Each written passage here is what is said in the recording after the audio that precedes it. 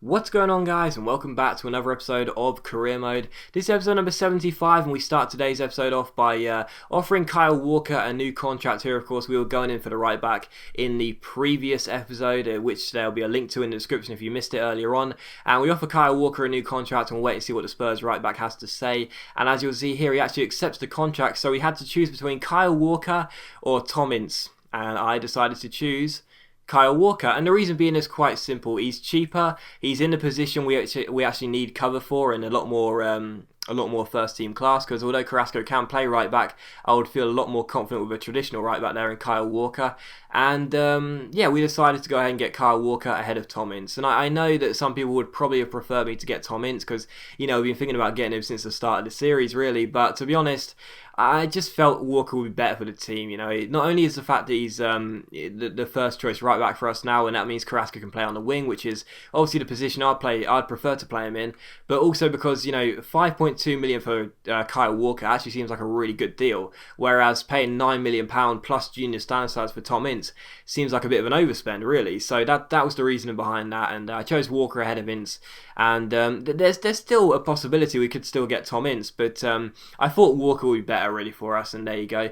But I also told the board if you give us 5 million, we'll reach the semi-finals of the FA Cup. But the board actually don't get back to us, which I found really frustrating. But there you go. But the following game here in the Barclays Premier League, and the first one of today's episode, is against Manchester United. So we just lost to Liverpool 3-2 in our opening day, and now we've got to take on Manchester United. So the games certainly don't get easier, do they? And obviously, of course, losing to Liverpool was really frustrating because we were 2-0 up in the first half, and we threw away that 2-goal lead to lose 3-2 with Lucas scoring in one of the last minutes. So I was very, very angry at the result of that game, and I was looking to do better here and bounce back with a win and get our first win of the season against David Moyes' side here, Manchester United, here at the Den. And we've always got a really good home record as well, so I was fancying my chances, to be honest. But the first chance came in the 33rd minute. Valencia went down the right hand side and held off Gutierrez, played the ball to Darren Fletcher. The Scottish midfielder crossed the ball. Nani was all alone at the far post, but McCarthy made a great save, and we eventually managed to get the ball away. So still 0-0 here. But the game was really, really uneventful, I've got to be honest. It was a real anti-climax. After a superb 5-goal thriller at Anfield, I was expecting the same here, but it was really, really poor. I have to apologise. Nothing happened whatsoever. But we made a triple substitution here, brought on Ferguson and Gu and Dongu off the bench here, trying to inject some pace and a bit more attacking creativity as well. And in the 88th minute here, United came forward again. Phil Jones played the ball out wide to Nani, who crossed the ball in here towards Hernandez. It was headed away only as far as Fabio, and the fullback struck it, but the Brazilian's long-range shot was well saved by McCarthy. So 2 good saves by McCarthy in this game.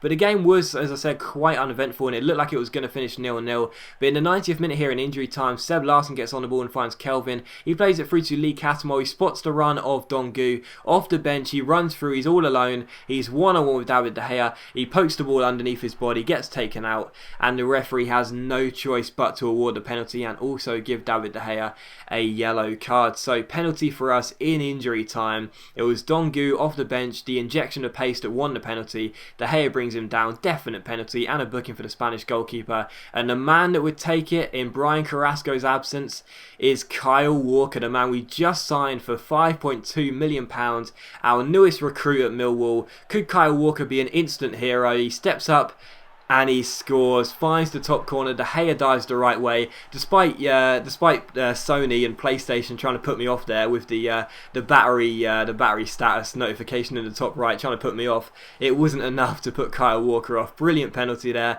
right into the top corner, and no chance for De Gea. So I was really pleased with that, and I forgot as well, because obviously Carrasco takes penalties for us, and because I did a straight swap for Carrasco for Walker in the team management, I forgot that Walker would now be assigned penalty taking duties. And obviously I can change them if I want, but I like just doing it directly from the penalty taker because it shows the animation. But yeah, Walker scores the goal. It's a debut goal for our new right back, and Alan Dunn has been at this club all his life, wearing the number 2 jersey and cementing that right back position. But obviously he's gone now. There's no way Alan Dunn's ever getting in my team again. And Kyle Walker is certainly going to be the new long-term Millwall right back. But yeah, that was basically the last kick of the game. Really, it did finish 0-0. It did finish 1-0. Kyle Walker settling the score in the 95th minute with that penalty, and I was absolutely delighted to bounce back from the game against Liverpool because once again it was a really poor game, and I was just so pleased to get away with a win there, because the game really should have finished 0-0. It was that bad. But anyway, Blackpool once again said no for Tom Ince.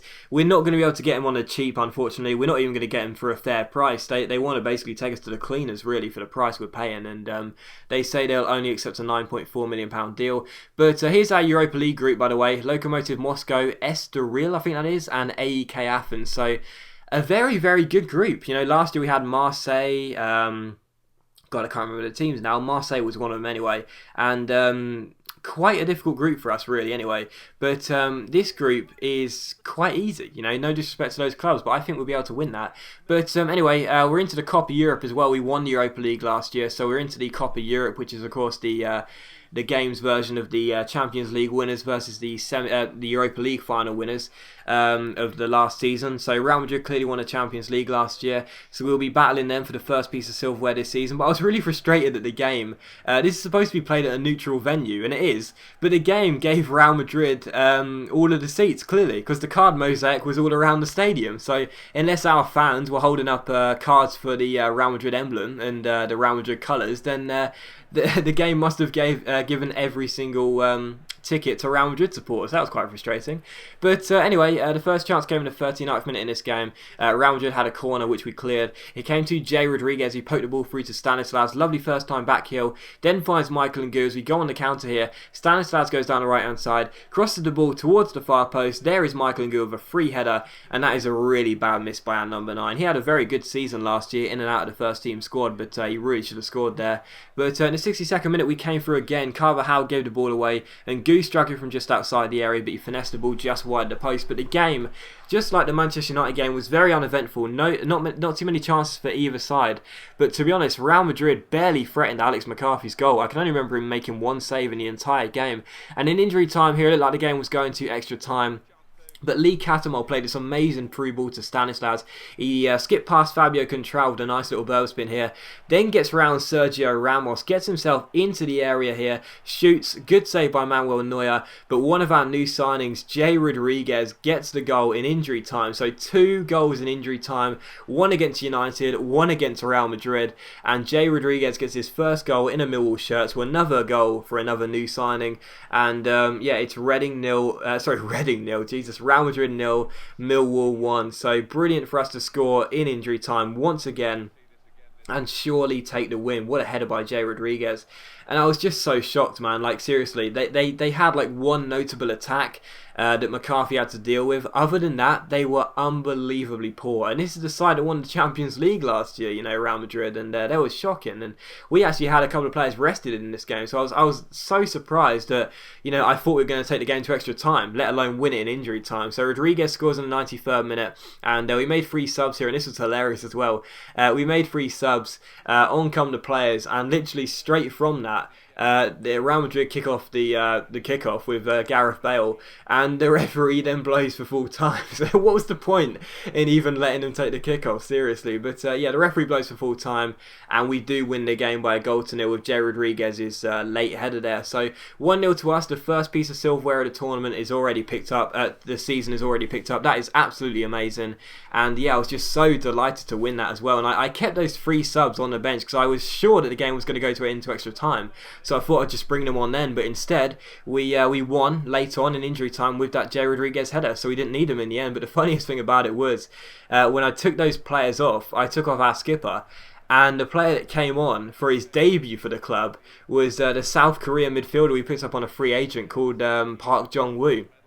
And what I didn't realise is I forgot to change the captaincy to someone like, well, you know, someone credible of wearing the captain's armband. It was stayed with Park Jong-woo.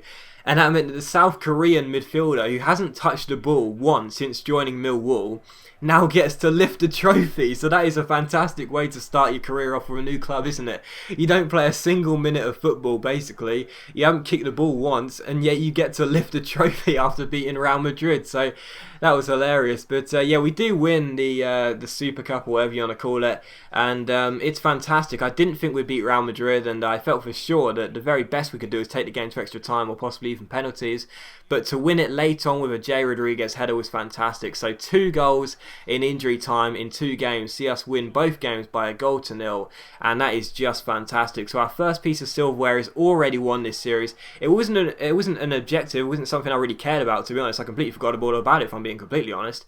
But I'm just so delighted to win it, and that is fantastic news for us to get back-to-back wins, and that should hopefully give us a bit more motivation. So that's good news for us. We got £1.7 million for winning it, and also we saw that Carrasco is now returning from injury, and that is great news for us. And we also once again go back in for Tom Ince, but I'll basically say right now it is very, very unlikely that we'll be able to get him, because we just don't have the money to pay the £9 million plus Stanislas that Blackpool originally accepted on. But as always, guys, a big thank you for watching today's video. I really hope you have enjoyed it. If you are, please leave a like, and I will see you for the next episode of Career Mode tomorrow morning, where we could just have another double upload day.